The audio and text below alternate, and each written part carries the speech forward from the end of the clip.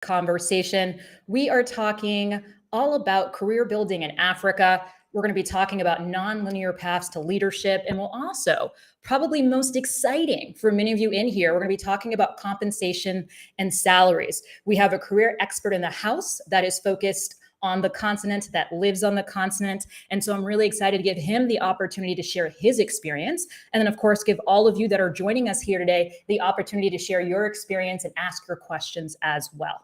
As I always say in these LinkedIn audio lives, thank you so much for taking the time to join me today. You could be anywhere, literally anywhere, and it's also a Friday. So thank you so much for being here. I always remind everyone this is an opportunity to connect, learn, and share. So please raise your hand, and raise your hand all the time if you have a question or something that you want to share, right? This is really an opportunity for you to learn once again, and we want to hear from you. Okay, so please raise your hand if you want to ask a question or share your perspective. A quick introduction, maybe for those who've never heard of me or have never joined one of my LinkedIn audio lives. Hello, hi, my name is Ikria. I also respond to Aqua and Akua. I am based in Accra, Ghana, and I'm a certified executive and leadership coach, learning and development speaker and facilitator. And I also have my own podcast called the Open Door Conversations podcast. Before we get into today's topic, I want to give my amazing guest an opportunity to introduce himself. So Joel, can you please let everyone in the room know a little bit about who you are and what you do? Awesome. Thank you, Kia, and all the hype. Great. This is actually my first LinkedIn live. So yes. Anyway, my name is Joel. I am a pharmacist. I'm a trained pharmacist by profession, but I have to dabble in a lot of things, and that may make me appear a bit unfocused sometimes. But I'd say over the past 3 years, I established my career coaching business. We've been focused on helping, I'll take Black professionals globally. So far, we've close to 400 people across the globe, and there's like direct conversations. I do have a team, but most importantly, since 2021, we focused a lot on tech, giving end-to-end career navigation and guidance to professionals who would want to transition into the remote work space. And we've generated about $660,000 in terms of annual base salaries. You know, whenever I say this, people actually think that's my money. Hold on, that's my So I'm excited to be here today. I get to share my perspectives, the things that I've learned along the line, and hopefully we all take from here. And I look forward to hearing a lot from all the people in the audience. Don't feel shy. I mean, you can just jump on stage and share your perspective as well. Thank you. Thank you. Thank you so much for that introduction. All of you that are listening, please show Joel some love, share an emoji, just react, because I'm super excited to have him. And I think it's really exciting to have someone that has so much experience. Do you see all this love that you're getting? I know. You see all this amazing love. Yes. We actually already have someone that's asking to speak. So what I'll do is go ahead and I'll add you to the stage. But I do have something I wanted to share before we got into some of the questions. All right. So one of the things I always love to do before hosting one of these LinkedIn audio lives is actually put out a poll. So I put out a poll that asked, are you well paid? Okay. Are you well paid? And so the question was pretty straightforward. Do you feel well paid now? And I thought the results were quite interesting. So I'd love actually for people to react in this room before I share the results from this LinkedIn poll. So if you feel like you are well paid now, please use the heart emoji. So please react with a heart. I'd love to see what happens. I see one person with a heart so far. Okay. Two people. Benjamin, thank you. 2 hearts. That's it.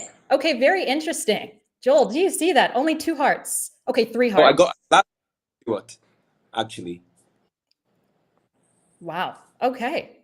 Very interesting. Not many in this room of 30.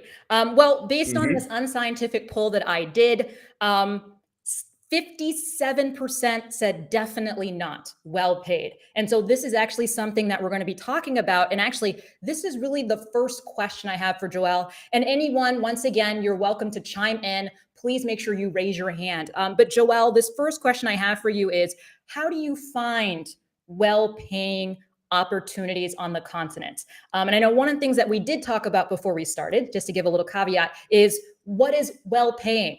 So you're welcome to also define that for us or share your perspective on what that means. That's a very interesting question. What's well-paying? I'll really say that it's kind of relative, but everybody recognizes good money, right? Depending on your situation or your location or wherever, you would understand that maybe a six-figure dollar salary is really good money, and that's something that you can, part with. That's something that you would love, but that does not mean that that's like the money that you have in mind as like the real salary that you should attain, right?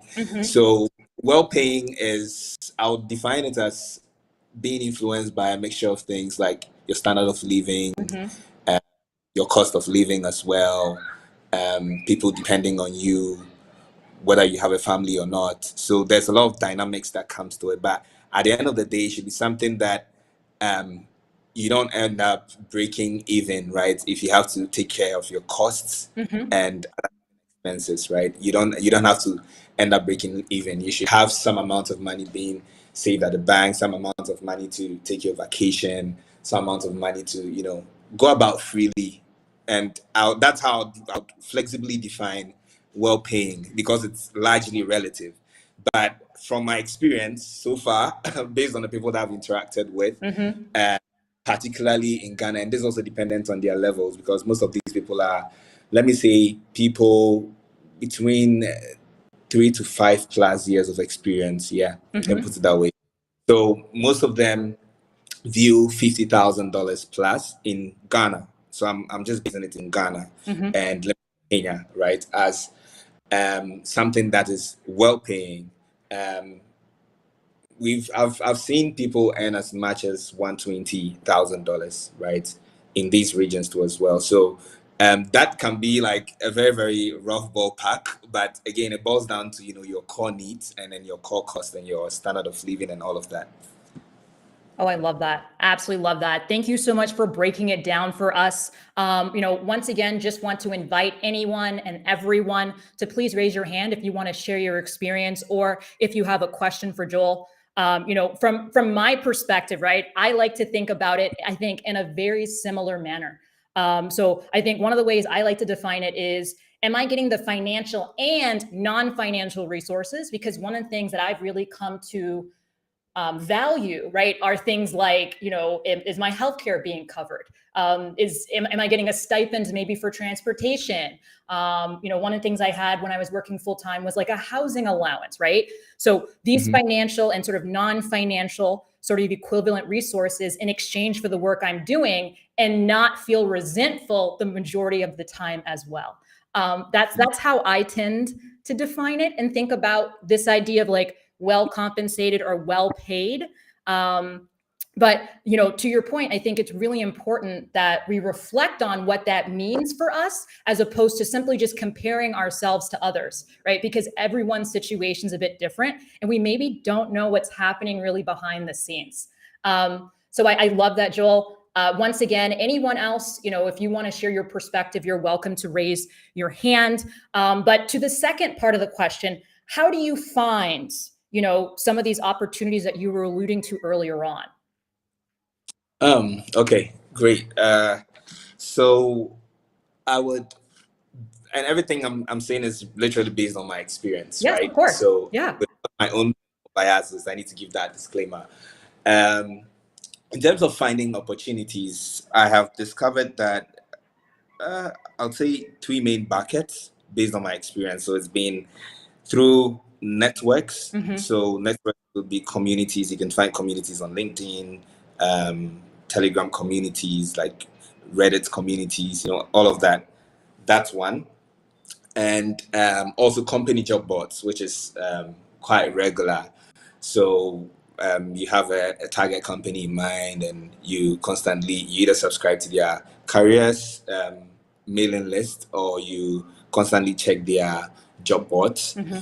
And you can also visit like third-party job sites. So they sort of aggregate all the jobs across different companies. So it makes you more efficient, right?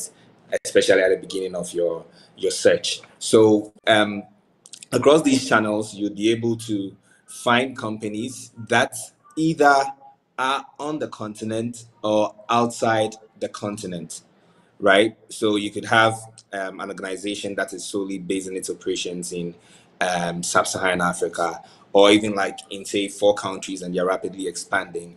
Or it could be an organization based in Europe having core customers in let's say North America, right? And then hiring globally. So the dynamics are, a lot. But the bottom line is, irrespective of where the company is hiring from and the kind of markets that they are in, these 3 channels I would say have been the best so far. The last one I would say is Google, which is a bit technical because like advanced Google search to really drill down into specific opportunities, right? So that's a bit out of scope, but yeah, these are the 3 top opportunities. So networks, company job boards, and then third-party job boards as well. Yes, yes. And I think, this really reminds me of the conversation actually I was having last week in my audio event, where we were talking about the importance of being open to network and also soft skills, right? Especially as we talk to more technical people within this tech space, right? Not necessarily being open to like having conversations, not wanting to build soft skills can really put you at a disadvantage. Absolutely, because I mean, you can have all the technical skills. The technical skills are like the engines of the car, and then the soft skills are like the tires and then the steering wheel. So, like, you need both, but you actually need the soft skills to move. Yeah, yeah. So I feel like we've covered 2 components of this first question that I asked, right? How do you find quote unquote well-paying opportunities on the continent? So the first step, Joel, you have sort of shared with us is you need to define what well-paying is, right? What is being well compensated? What does being well paid mean? The second part is where are the channels in which we can find those opportunities? And then the last bit I'd like to talk a little bit more about, and we started talking about it, is from the perspective of some of the soft skills, right? So we talked about networking, having conversations. And I know one of the things that we've also had a conversation about is self-promotion, right? And I believe you actually are working on a product related to that. Can you tell us a little bit more about why is self-promotion, or even you can call it self-advocacy if that's something that resonates more? Why is that so important if you are looking for a well-paid, or once again, in quotes, well-paying opportunity?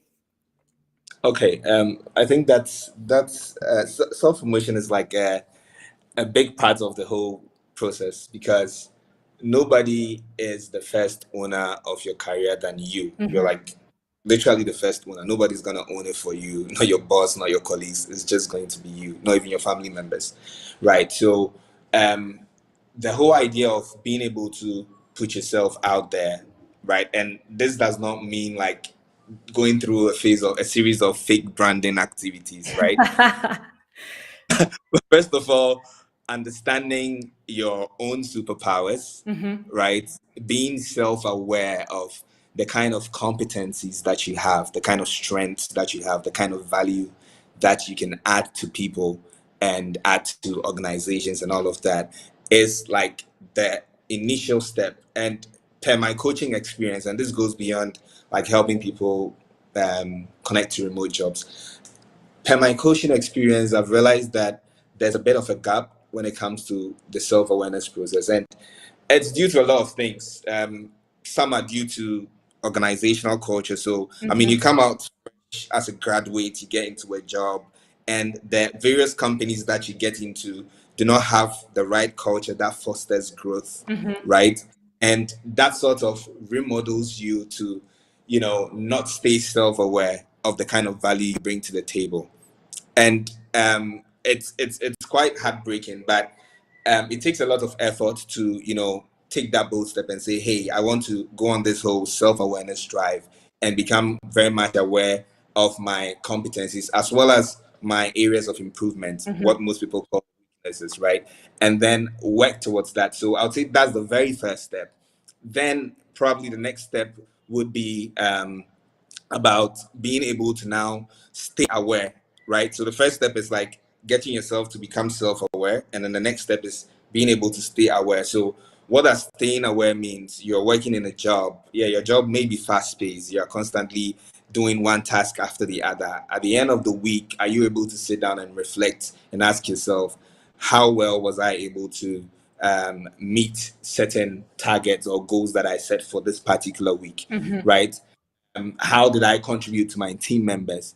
How did I mean, what kind of mistakes or what kind of setbacks did I encounter? How am I bridging those setbacks, right? So all those like reflective processes tends to feed back into your growth. So it becomes more like a cycle where at the beginning of your week, you are sort of planning the week ahead. Okay, this is what I'm going to do. At the end of the week, you take a reflective posture and then think about how you were able to fit into all those things and then assess yourself objectively. Then there's also the point where you do ask others. It could be your managers, it could be your co-workers, it could be your direct reports, right, about how well you are doing. And that all feeds into the self-awareness process. And I believe that being able to, keep track of these things then gives you the confidence to even want to come out and say, hey, Yes. Professional, I have these skills, this is the kind of value I can add to you, all of that. And that's like the core branding process rather than maybe just doing like a fake branding activity, as I'll put it. And I know, Ikea, you've been doing a lot of remarkable sessions, and you are a super champion of self-promotion. So I'd also want to hear from you. Yeah, I mean, I'm sitting here just like loving everything that you're sharing.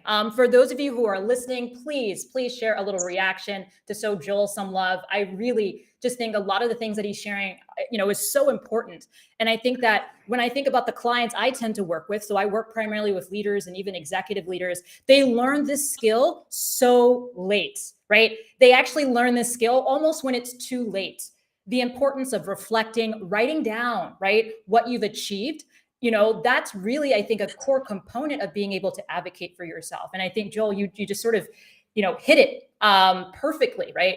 And it's something I love to be a part of because, being part of the hashtag I'm Remarkable sort of community reminds me of how important self-promotion really is, right? For so many of us, it feels icky, but it's a huge part of being able to advocate for yourself. And have conversations about the value that you give and therefore the value that you also want to receive as well. Yeah. And Ikea, I want to add one last thing. Please. It's really on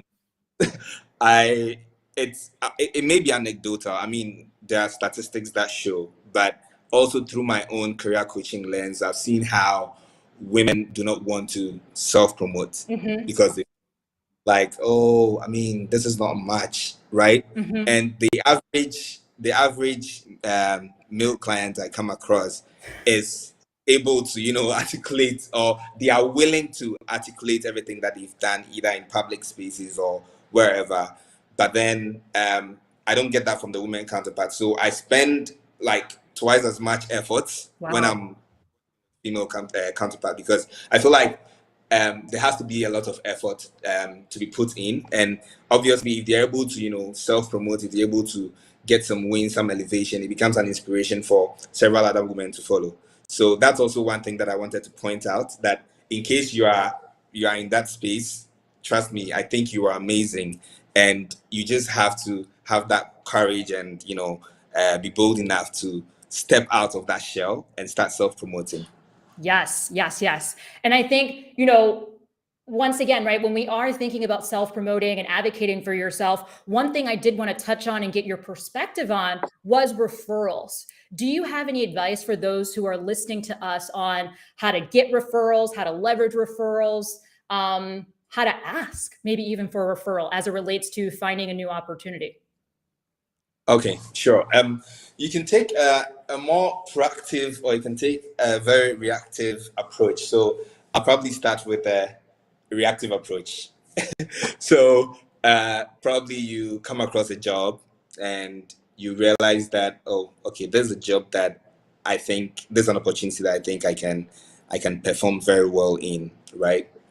So this is based on the assumption that your LinkedIn is sort of well done, your LinkedIn profile is looking good, because in as much as you reach out to people, the moment they see your invite, the next thing they are going to do is to check out your profile, right? So if you reach out to people and then they check out your profile and then it sort of reduces their hopes, then it sort of crashes that opportunity for you. So this based on that your LinkedIn profile is well cut out. So you come across these opportunity, and we are talking about the reactive approach. So this opportunity is there, you feel like it's good, and now you ask yourself, okay, how do I put my best foot forward, right?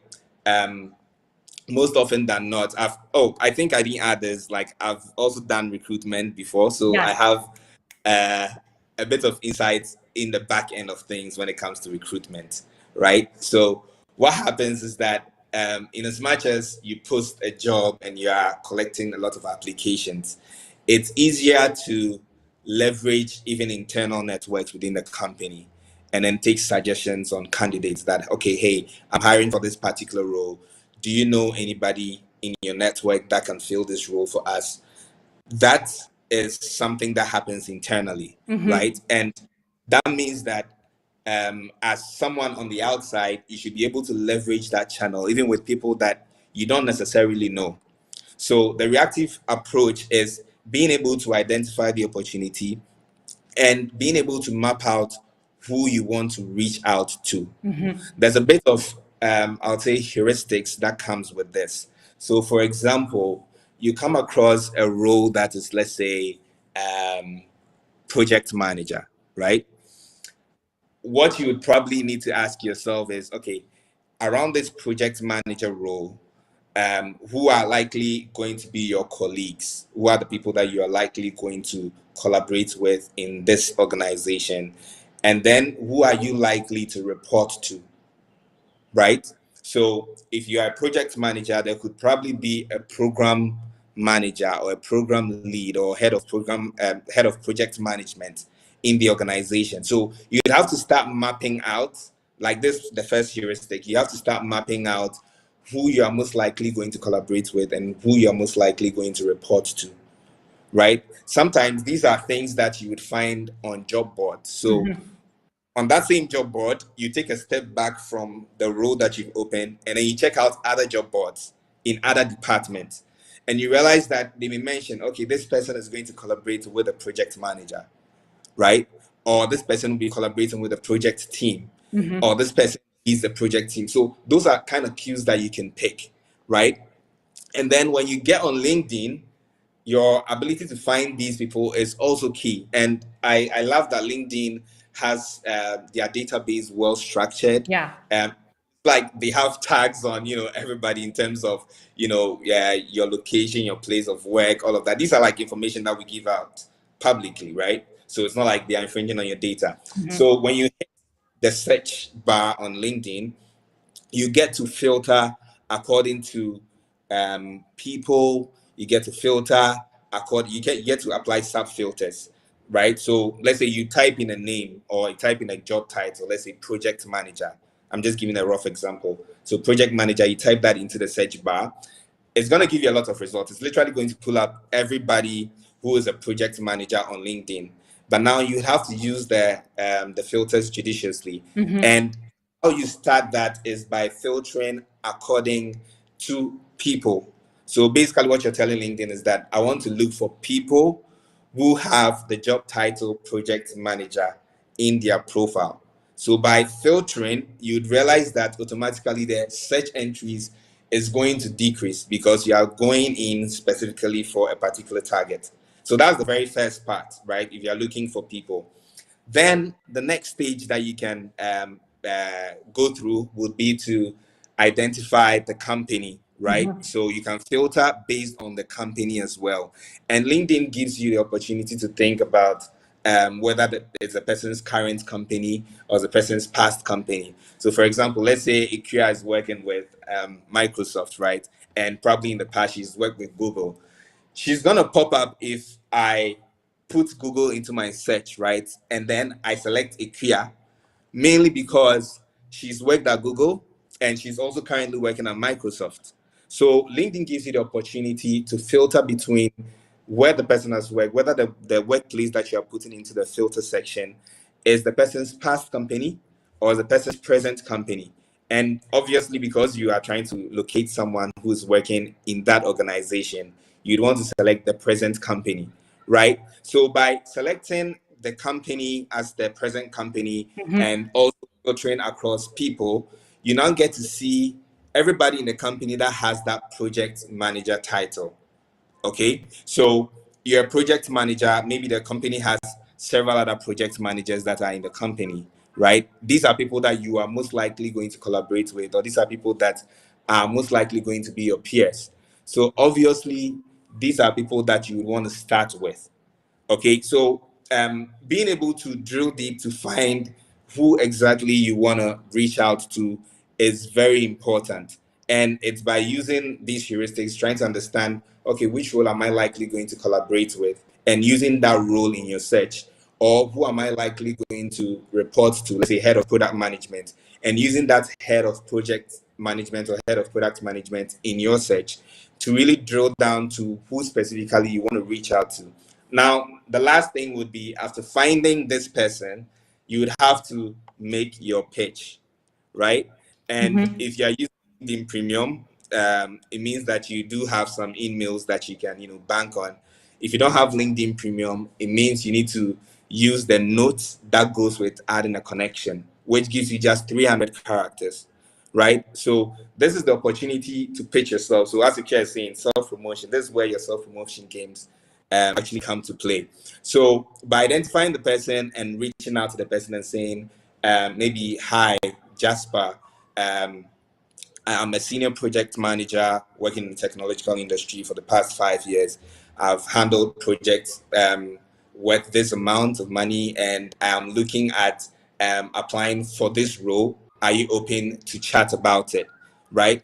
This short message could probably fit into the 300 character limit, and that sort of initiates your your outreach process. Now, the issue I've seen with a lot of people is that mostly the expectation is around, okay, when I send one message, I should get a response, Yes. right? But the thing is, when you send about 10 messages, depending on how juicy it is, you are most likely going to get a very good response rate, is like 30%, right?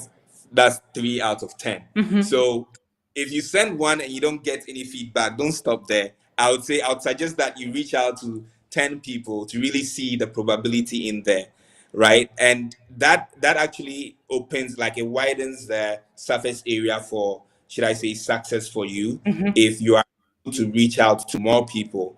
So I would say that's like the first phase of the reactive process. I've said a lot. I don't know if there's something that you want to chip in before I jump into the proactive process. First of all, I just want to celebrate you. And I encourage everyone as well to just celebrate what Joel has shared, because that was a master class. Okay. I literally wrote a note. I said, master class in leveraging LinkedIn. I'm definitely going to use it as a headline when I share this recording. Joel, thank you so much. I think just what you shared there was incredible and actually can really shift some people's like professional lives, right? How to use it, what to do. You even gave us scripts on what to say. So thank you Yeah. so much for that. I mean, so much value, tons of gems. And I just invited someone to speak. So Nana, before Joel continues, Nana, what did you want to add? Or did you have a question for him? Yeah, I have a question. Thank you very much. Yeah. Hey, Nana. So, yes. So my problem with the, recommendation from company people is when it comes to, multinationals, for instance, especially around recruitment, they are not allowed to have third parties or people who are the recruitment team involved in the recruitment process talk to potential candidates. So let's say recently there was a job posted by Deloitte, and I was interested in that role. So I thought it wise that I set up a meeting with someone from Deloitte, one of the recruiting officers, and just so I could be recommended or given a referral, right, based on past relationships. But then the feedback I got was that people who are recruiting are not allowed to engage with the people who are applying for the job, basically. Yes, and this is something that most of the multinationals do. I've worked in Nestle before, and that was the same thing that your line managers would tell you. So how do you go around this situation when you are not allowed to, talk to the people who are recruiting? Which I think is also right. Yeah. Great question. Yeah. Thank you. It's a brilliant question, right? And I'll probably separate the various stakeholders in the, let me say, the hiring process to give you a bit of clarity around that. So in the hiring process, you would have the recruiter or the talent acquisition manager. You would have the hiring manager. Depending on the level, you can have other senior managers, and then you would most probably have let me say your future co-workers, right? So these are the categories of people. Recruiters would always tell you one thing, and if you follow a lot of recruiters online, they'll tell you this, that most recruiters have a lot of work on their hands, and they do have you as a candidate who has applied and is going through the recruitment process. It's difficult for them to take time to speak to you, right? So I would say one of the, I wouldn't say wrongest, but not best practice when you are sort of like reaching out to recruiters is to ask for a call. You rather want to let them know that you've applied for the role, you have the qualifications, and you're hoping for a callback or you're hoping for an interview. So what that does is that it gives you visibility, right? The moment they read the role, they are not obliged to reply to you, but then they are most likely gonna check out your profile if your pitch is good, and they are most likely gonna go into their systems to look out for this candidate who says they have this qualifications, and if you are a good fit, you're most likely gonna go to the next stage. So mostly for engaging recruiters, I would always say that it's best to just pitch yourself to them and let them know that you have put in your application for the role. The other perspective is hiring managers, dependent on the company policy, right? You may or may not engage a hiring manager, and they may not respond, right? But what does not hurt is that you reach out to them, because you'd really be, I think you'll be very heartbroken if later you realize that you could have reached out to the hiring manager, but because you thought that that's prohibited, you never reached out to them. Okay, so it does not hurt to pitch yourself to the hiring manager as well. And if you go through the same process of letting them know that, oh, you've applied for the job or you want to have a conversation, at least for the hiring manager, there's a possibility of you having a conversation.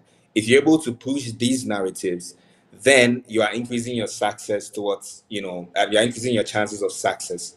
Okay, so being able to understand like the various stakeholders in the recruitment process and the kind of constraints that they have is key. But it's also dependent on the industry, as you rightly said.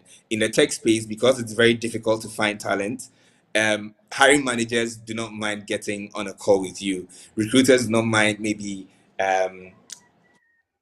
replying to your message and telling you that, okay, I'm going to take a look at the application, right? But in an industry where there's abundance of talent, then I mean the dynamics do shift, so they can't say like that, and then they are most likely going to stick to do not interact with anybody who's trying to apply, and we'll go through like should I say a fair in quotes recruitment process. So I hope this gives a bit of perspective to reaching out to Yeah. people. Yeah. Yeah. Thank you very much. But do you think there is a reason why they would not want to engage someone? Is you? I don't know, but like I really want to find out the reason why. The You know. reason Yes. Why we can't reach out to them.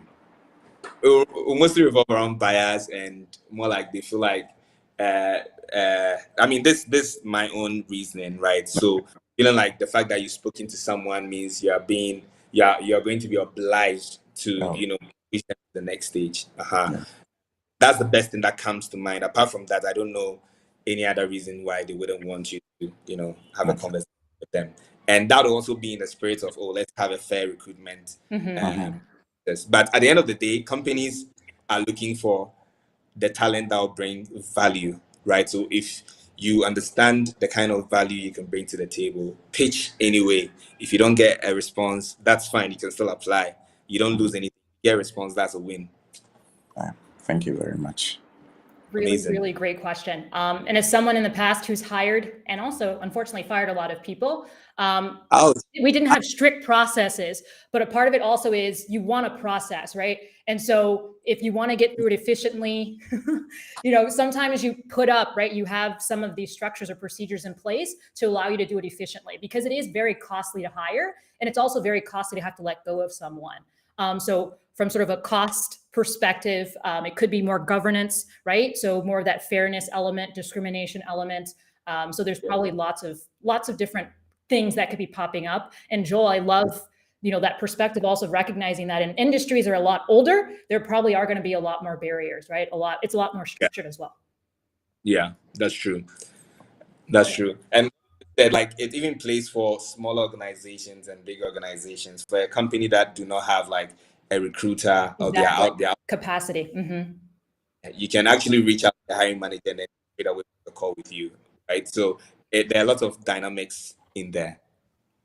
Yes. All right. So we'll take one more question or comment. Jaya, hopefully I'm saying that correctly. Was there something that you wanted to add before Joel gets back into the second part of referrals? Jaya, are you there?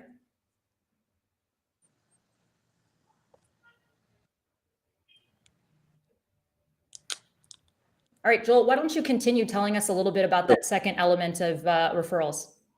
Okay, great. So the second element is the painstaking one, I would say. It's the one that a lot of people do not want to go through. And it's one of the, should I say, the slowest ones. Why do I say that? So let's say I want to work with company A, right? Like company A is my dream company. And I do have like 6 or 7 other companies that are in my, my dream list. Now, I decide to strategically build relationships with people who are working in the company. There's no role open now, but I'm hopeful that a role would come up or come by, later in the year or later next year or whatever. But I'm more focused on building relationships with people working within the company. So as opposed to like the reactive process, you now know that, okay, this company I want to work with, you've identified the people that you want to reach out to.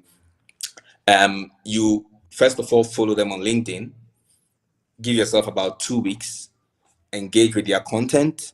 Like it shouldn't be a forced thing, right? So these are people that you should genuinely read their profiles and feel like, okay, there's someone that I can bond with in terms of a hobby that they have, or in terms of like a previous work experience that they have, or in terms of like, let's say, a particular area of specialization that they are in, right? So that helps you to build a very, should I say, genuine relationship with these people. And as I said, it's the slow process. So you connect to these people. You follow them, not connect them. You follow them so that you get to see their content on your timeline. You don't necessarily reach out to them with a message and all of that, but you make yourself very visible on their posts, in their comments. It's not being baggy, but you are really leaving like very insightful value statements or value feedback on everything that they post, right? Because that feeds into the discussion for them, that feeds into their engagement, that also gives you visibility. So you do this for a period of like 2 weeks to 1 month. You know that there's a bit of visibility with you. There are cases where you can even go beyond LinkedIn. These are people. So, for example, if I wanted to connect with IKEA, right, I would go on Google and put IKEA's name in quotes, IKEA Nyame-Mensah in quotes, and then I just add something like podcast.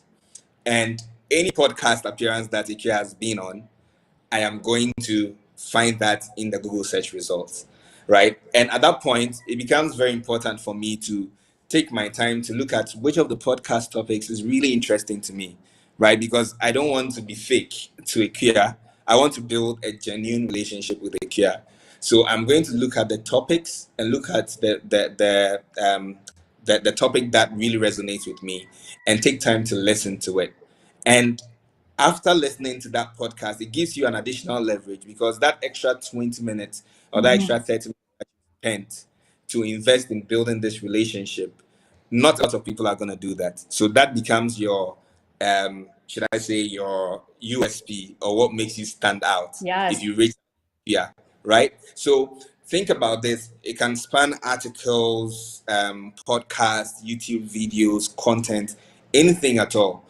The bottom line is that you're finding something that you can genuinely connect with. If you realize that there isn't any point of genuinely connecting with people, then you can probably connect based on like industry insights. You want to get exposed to maybe product management principles because you're a product manager and they're also product managers, or you want to get exposed to something that's like loosely related to everybody.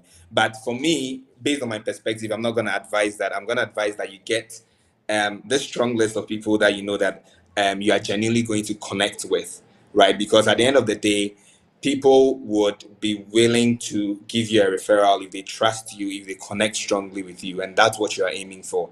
So this is also part of the painstaking process, because a lot of people will feel like, why don't I do a lot, right? Why don't I reach out to a lot of people rather than reach out to a few? What if it goes wrong? But the thing is, they say a bird in hand is what they have a code for that. I've forgotten, but basically, if you have a bird in hand, it's probably than chasing a lot in the bush, right? So that is the same approach that you're taking, and then you get to follow the same process, but this time your messaging is going to change. So if I'm reaching out to Ikea, I'll tell Ikea that, hey, I've been enjoying your content over the past 1 month and I listened to this podcast. It was so insightful. This is what I picked up. I am eager to connect. That's it. And I send it to Ikea. That's very organic. That is genuine. That is smooth. That's everything, right? So Ikea is most likely, I'm not going to say Ikea will because because anything can happen, but Ikea is most likely gonna see this note in a pile of connections and go like, oh, this person actually took time to listen to my podcast. Let me even reciprocate the value by connecting. And that's how you initiate the connection.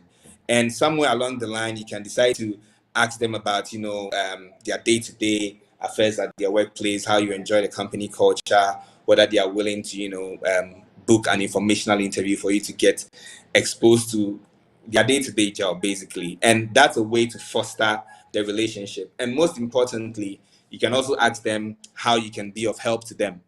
These are your competencies. These are the things that you do. They can always reach out if they need some form of assistance, whether through you or through your network.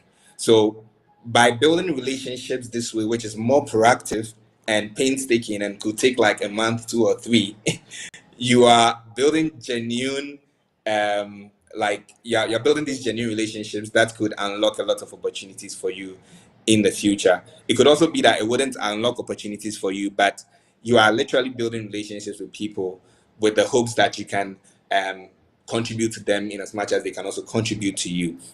So this reactive process is what I suggest to a lot of people who are currently in jobs, right? Mostly you realize that people would want to connect to people when they lose their job or they are ready to transition, right?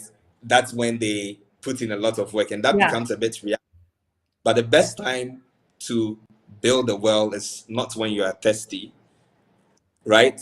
You have to build a well and make sure that there's water. So in the days of thirst, you can go back to dig from that well. But if you decide to start building the well when you are thirsty, then you're really gonna be thirsty for long.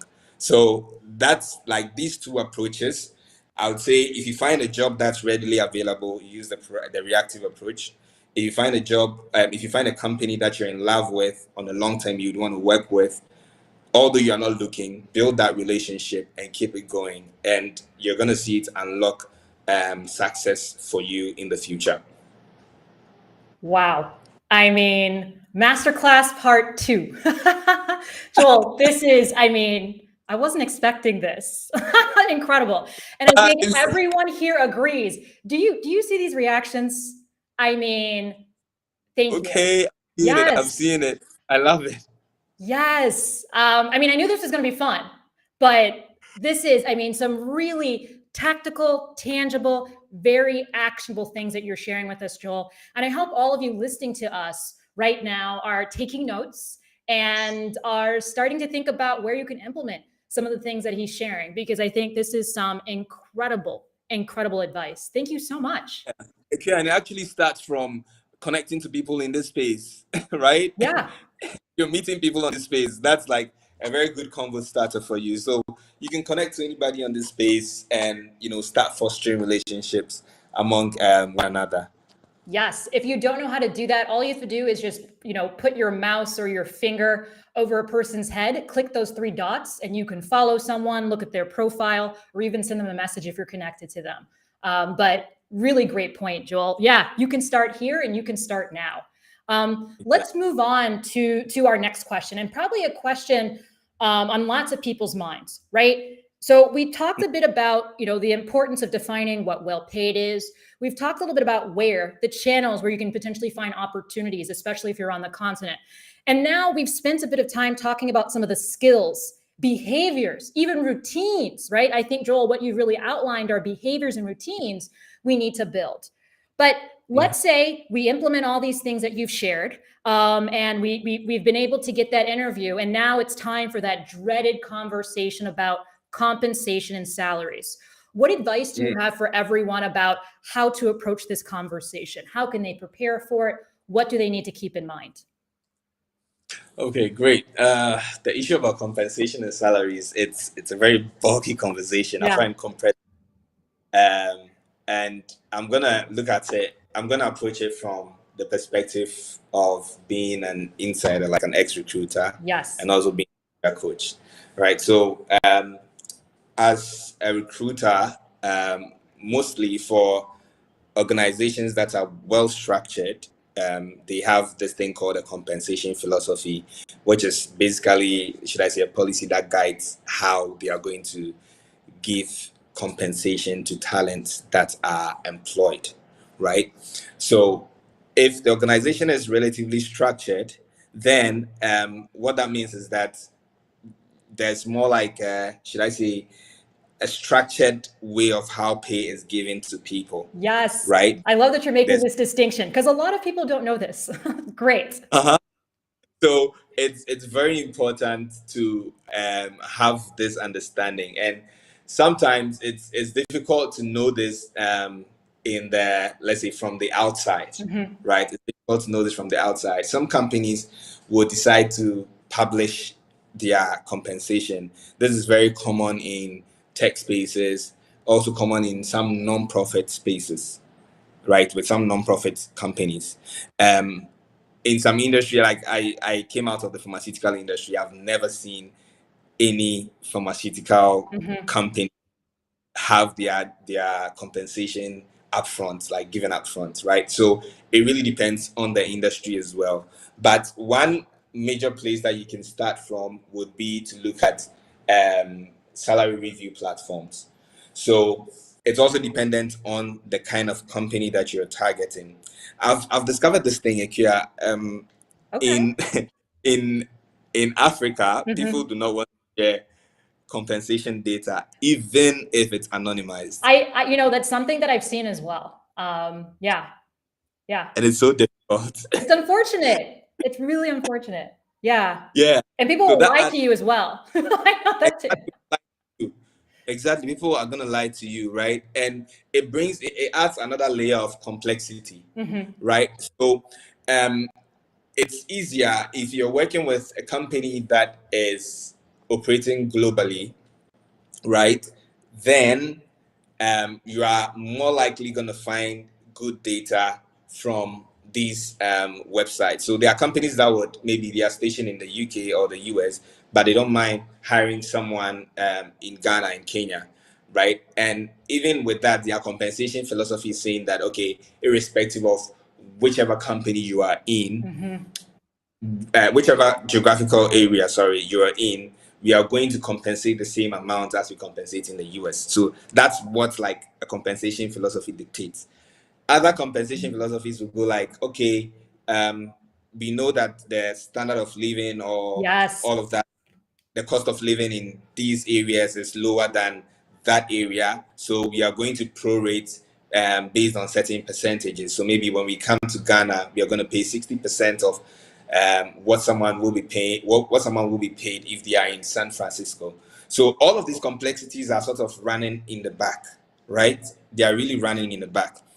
So one of the best ways beyond like looking at these Glassdoor, Blind, Payscale, all these platforms, one of the best ways is to leverage the referrals again, the people that you've built trust with. Because at the point where you are applying for a job, let's say if you proactively built that that relationship, it's easier to leverage it, right? Even if it's a reactive outreach and they tend to respond and you're having a conversation with them, one way you can ask them would be, what do you think the compensation for someone with this experience? You're not telling them that they should give you their compensation, right? But what do you think that someone like me, who has this number of years experience working across this and that in these contexts, would be paid for this particular role? If the person has a perspective they are going to share, and you don't ask this question to recruiters outside the recruitment process, no. It's completely wrong, right? They are most likely not going to answer. So that's also another channel that you can use, being able to reach out to this referral. So channel one is using the how do you call it, the Glassdoor and the Blind and all Yes, of that. online platforms. On platforms. Channel two is reaching out to the people that you built a relationship with, whether proactively or reactively. Now, channel three is asking the recruiter. I hear a laugh. Is that a laugh? Laughter doesn't work well? It's because a lot of people dread yes. asking this, right? And by the time you are getting into your first interview, right, it's something that will most likely come up.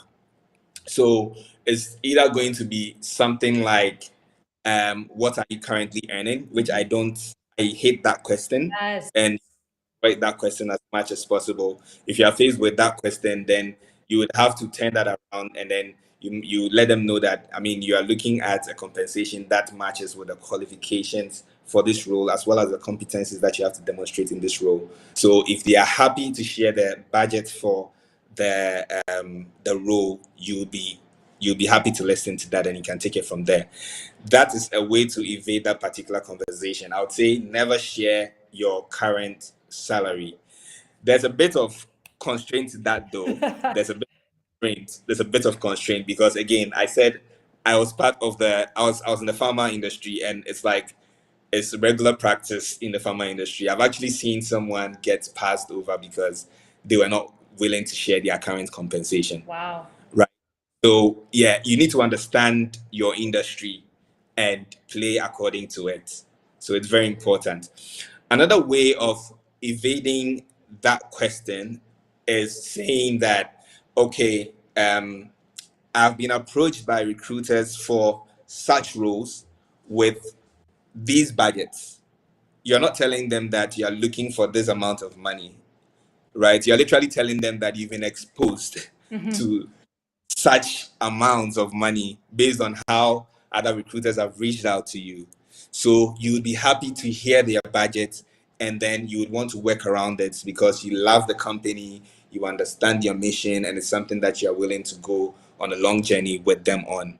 That's also another way of evading this particular question of what's your current salary, or how much do you want us to pay you for this role. Okay, so it's a very dicey situation. If you're an executive, right? Because executive positions are very hard to fill, and Ikea knows that.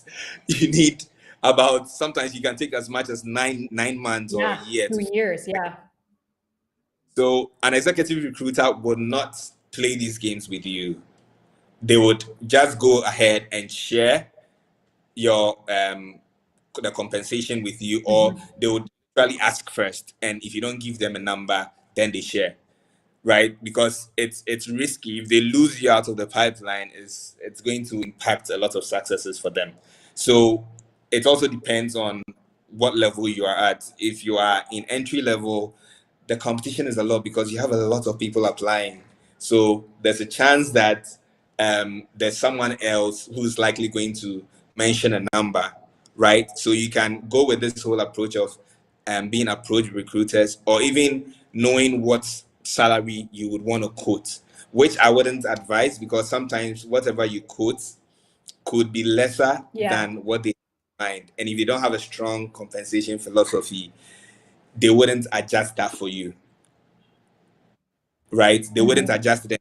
Okay, although you quoted $60,000, this role actually we budgeted $80,000 to whatever amount for it. So we are going to pay you somewhere around $85,000, right? If you don't have a strong compensation philosophy, that is not going to happen. So it's very important to understand these dynamics. But the bottom line is that the more data you can gather, the better. So gathering data of Glassdoor, Blind, through your referrals, all of that. And there's even this this last approach that you can use, especially if it's a global company that has from anywhere. New York and I think Colorado passed a bill that a law, yeah, exactly, that you are supposed to, as a company, you're supposed to post your salary ranges or compensation ranges on the jobs that you publish. So you can literally look for roles in those geographical jurisdictions with these companies, and then get a fair idea about how much they are willing to offer someone who is trying to apply for this role. And that can be and also like a starting point, a very good starting point for you. So the issue about compensation and salaries, I would say the successes more dwells on being able to get the right data through these channels, but most importantly, being able to use these tactics, like letting them know that, okay, I've had recruiters reach out to me with this budget, I mean, we should discuss how this role, how my competencies relate to this role, and so I want to know your budget for the role and all of that. You can use those dynamics to get that information from the recruiter. But at the end of the day, you should understand the constraints with your industry, and then you should understand how you can fit yourself within that constraint. And one last thing, I've had companies, I mean, I've spoken to some HR people in confidence, and some of them also say that the compensation philosophy is also dependent on where the company makes its revenues. Yes. So for example, the company is maybe remote, but a chunk of their revenue is coming from Ghana, and the Ghana city is dwindling. You can't afford to go and mention a six-figure dollar salary. It's not possible, right? Or the company has not even raised funding, and you go quote an amount that goes beyond their, their budget and all of that. Then it becomes difficult for them to want to hire you, because it gives off the impression that, hey, if we get you on board, you are most likely going to leave because you're looking for the next big paying gig. So it's also important to take note of that too as well, the revenue, where the company is making their revenues from. But this mix of things and these scripts would most probably help you navigate this compensation and salaries kind of conversation. Yes. Not the most comfortable of conversations to have, but yeah, it comes with practice. It comes with practice. Yes. Oh my gosh. I just really love how nuanced your responses are, and how you're giving everyone who's listening and still here, like step by step, right? Things that they can do, scripts they can use. And I think the key thing here that you want to keep in mind, right, is that there is also reality that these companies work in, and that these companies have a culture around how they give out, right, resources, their compensation and salaries. And that's something to also keep in mind as well. So Joel, I mean, just so much great stuff here. So many gems. I know that we are technically out of time. This was meant to be an hour. We are technically out of time. So Joel, I wanted to give you the opportunity to let people know how they can find you, how they can connect with you, the work they can do with you. And also I want to ask Joel, if you can stay on for a few more minutes, if anyone has questions, please raise your hand now. So we can bring you on. So after Joel lets everyone know how they can connect with him, he can hopefully answer them if he has the time. Definitely. Maybe one last tag that was supposed to answer the conversation around where you're probably going to find remote roles and all of that. One hack I would give you is that if you come across a company and you want to find out whether maybe they are going to hire remotely from your region, literally put the company in LinkedIn's search bar and filter filter based on the location. So you can select multiple locations, right? You can select Ghana, Nigeria, Kenya, South Africa, Rwanda, like the very big tech-based hubs. And then if you get a signal, if there's a possibility of one person being hired from any of these regions, then it gives you an indication that, oh, you are most likely going to get a shot with this company. Because there's a case of companies saying that, oh, we hire remotely, but you apply and then you face a rejection. It's not that you're not, it's mainly because they are just not hiring from the region. So in order to reduce that incidence of rejections, you can use that quick hack to find that. But anyway, Thank you. I love how you've like gone above and beyond, because I didn't want to touch it because I was like, man, I know I appreciate you. I don't want to take up your time. So thank you. Thank you for sharing that. it's fine. So you can find me on here on LinkedIn. My profile. You can tap on my profile picture and then connect. Yeah. You can also find Twitter, JAY, and then my surname Anaman. I do share a lot of nuggets on Twitter as well, especially around careers. And my organization, Career View, we help people with end-to-end career navigation services. So you can actually reach out to us, and then we can see the kind of support that we can give you. And lastly, Kia, we are also building like an app called Mandy. Yes. MDE. You can follow our page. It's basically to help streamline your self-promotion effort. So instead of keeping all the awesome things that you do in your smart head, we want you to, free up some space in your head so that you can think more strategically about things at work, right? So we are giving you this tool that helps you to actually document your wins, document your setbacks, document your learnings when you're on the job. And that would come in handy, especially if you have to ace performance reviews, or you have to get a job, or even have to write an essay for the next scholarship. So that's a wrap from me.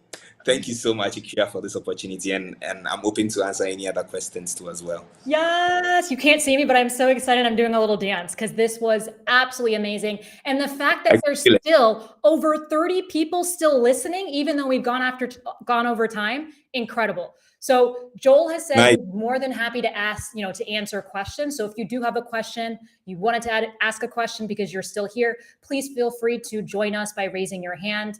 Nura, hopefully I'm saying that correctly. The first question is yours. Hello, Joel. Thank you so much for your speech. It was really educative, and we hope to learn more from it and then, improve upon ourselves. Now, my question is, this is a case whereby you've already spoken to the company and mistakenly you've disclosed your previous salary to them, right? And in your next conversation, you are supposed to talk about the salary they are to pay you. How do you analyze the company to know the salary you are planning to take from them and pay your experience? Thank you. Okay. Thanks for that question. So, Nura, I want to get it clearly. You've already told the company how much you wanted. No, you told the company how much you were taking at your previous job. Oh, how much you were taking at your previous job? That's very dangerous to do. Number one thing Joel says not to do.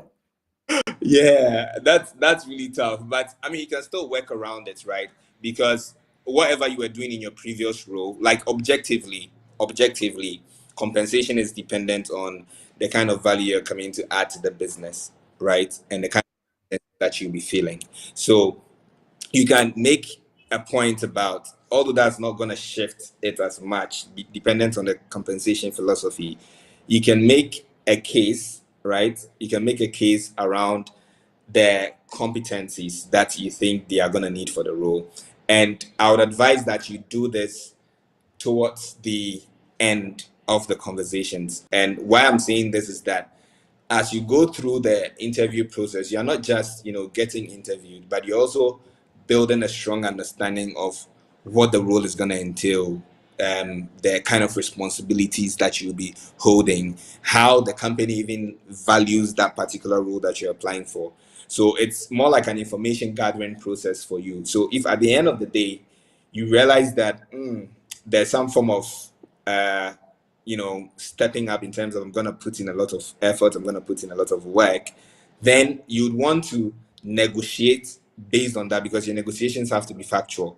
It doesn't have to be, I feel like I need to get this, right? Because maybe I'm just senior. But it should sound like, okay, based on the conversation I had with the person A, and based on the conversation I had with person B, like I'm understanding that this is where this role sits, right? And comparing this to my previous experience or my previous job or my current job, depending on where you sit, these were not things that I was executing on a regular basis. So if I'm going to add this to whatever task and all of that, then I believe that a fair compensation is this amount, right? So when you put that out, you're not telling them that, hey, give me this amount or not, because that's also how negotiations or compensation conversations get closed. It's more around, this is what I'm thinking.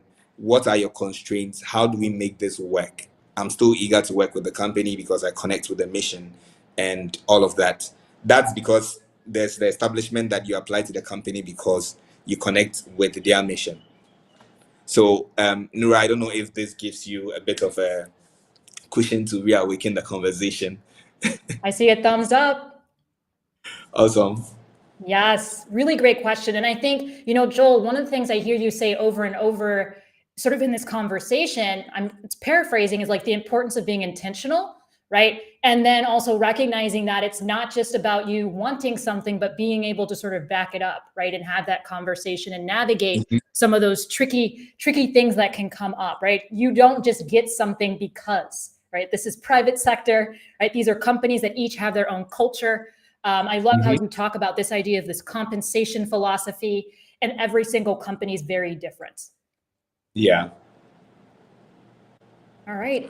Any more questions? There's over 20 of you still here. There must be a reason why you're here. Do you have a burning question for Joel? All right, Rita. Okay, Joel, just let me know when you're ready to leave. Oh, I'm gonna stay on. Okay, yeah, this is the last thing I do on Friday, so I'm here. Hi, You have me Rita. to. Don't worry. Hello. Hello, Joel.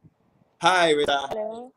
Thank you. This has been very interesting and very insightful. I've learned a lot. Yes, that's what we like to hear. Yeah. I want to ask a question. In relation to the compensation aspect, is it okay if you are asked about the package that you want to get or the range of your salary, as in how much you want to earn in the new company, and you state that you want a healthy package, and you also ask them whether they can also break it down for you? Is it okay to ask such a question at the Yeah. interview? Thank Yeah, you. okay, great.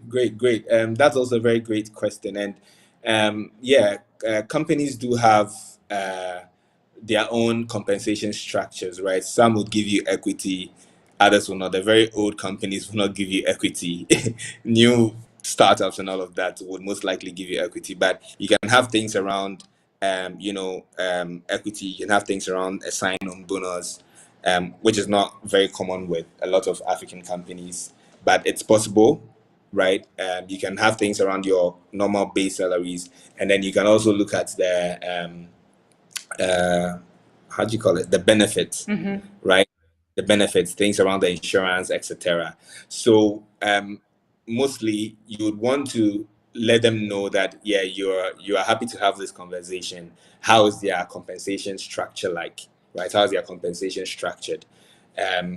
Some people may not want to tell you. Some recruiters can also be very shady, so they'll act.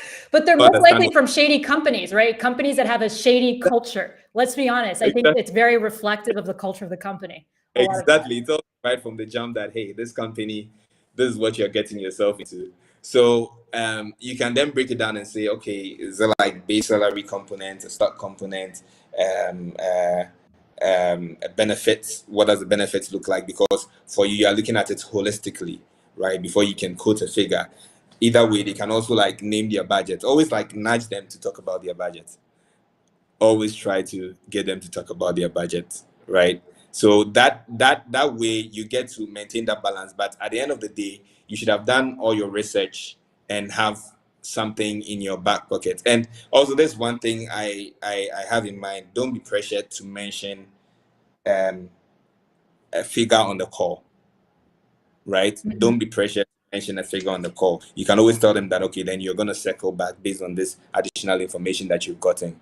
And you can give like a timeline. I'm going to get back in 24 hours. And you can get back to them in 24 hours after doing all your research. Just that you can only push as much, right? It gets to a point where you may be pushed to be the one to quote.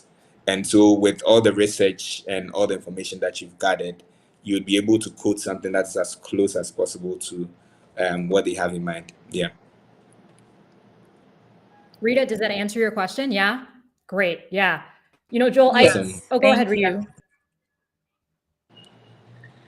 Go ahead, Rita. I said yes. Thank you so much. Oh, fantastic. Great. I'm glad Great. you found it. Yeah. You know, and Joel, one of the things I think that's so important for everyone to take away from this conversation is recognizing that you have to advocate for yourself, right? It's in the company's Yes. best interest to pay you less, right? And once again, as someone who's hired and fired a lot of people, I think that's a key learning that a lot of people need to learn. It's in the company's best interest to pay you less.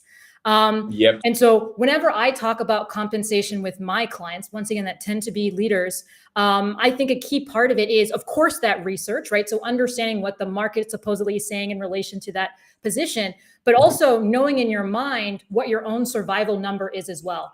And I call it your survivor number or survival number is because you yourself should know how much it costs to have the lifestyle that you currently have, right? And then you can also have, what is that idealized lifestyle that I want? And then, of course, you have the market numbers that you've done during your research, right? So it's sort of these three circles, right? And then the idea is that there's a range or a number there that you come up with. Once again, you don't have to share it, right? And if anything, the expert Joel says, don't share it, but at least it's something that you know, right? And you don't want anything below that, right? You know, that's sort of your walk away number. And I just wanted to share that because that's a key thing, a key component of finding, once again, how we define well compensated or well paying opportunities, right? It's not about comparing yourself to others. A lot of times it's about you yourself knowing what your survival number is, what you need for the lifestyle you're currently living, and then the lifestyle maybe you ideally want. Of course, you don't want to be taken advantage of, and that's where the market research comes in. But that's I think a key part also about, you know, being able to go into a compensation conversation or a salary conversation with confidence as well. Yep. I'm enjoying this conversation as well. Like, it's really great for a premiere. My first appearance on LinkedIn Live.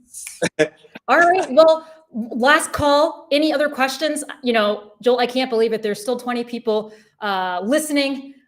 We've gone over time, over 10 minutes. This is incredible. Anyone else? Last call.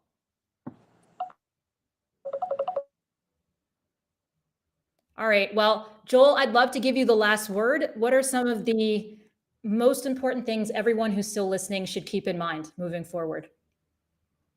I think I missed that. Ikea, can you run over it again? Oh, we there's actually have one question. Yeah, I was just going to ask you to give last words, like, you know, closing. But it seems like we have one person who wants to speak. Yep. Did we lose the person? Okay, I think we lost him, unfortunately.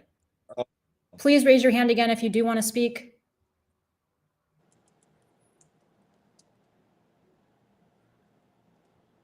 All right, maybe that was a mistake. So Joel, just last words before we end up and everyone goes off to their weekend. So I'd say you are the owner of your career. Yes. Being able to command that compensation that you want, that dream compensation that you want, starts with yourself, being able to advocate for you, being able to stay self-aware, and then slapping all these scripts and frameworks and all of that on top of that. But at the base of everything is you being very self-aware about the kind of value you can bring to people, and, you know, taking it from there and self-promoting yourself. So I'll say like I really enjoyed this conversation, and I'm looking forward to several other sessions in the future, Ikea. Definitely. And I think we need to do a part 2. I mean, just the uh-huh, fact that people are still here. I see some emojis. Do people want a part 2? Let me know. React. Reach out. React. Let me know, and I'm I'll gonna. have Joel back Yeah. on. But Joel, thank you so much for your time, for your energy, for your thoughts. This has been incredible. And yes, I definitely look forward to having you back on. Thank you so much. Thank you, Ikea, and everybody. Thank you for tuning in. Have an amazing weekend. All right, everyone, happy Friday. Have a great weekend. Bye.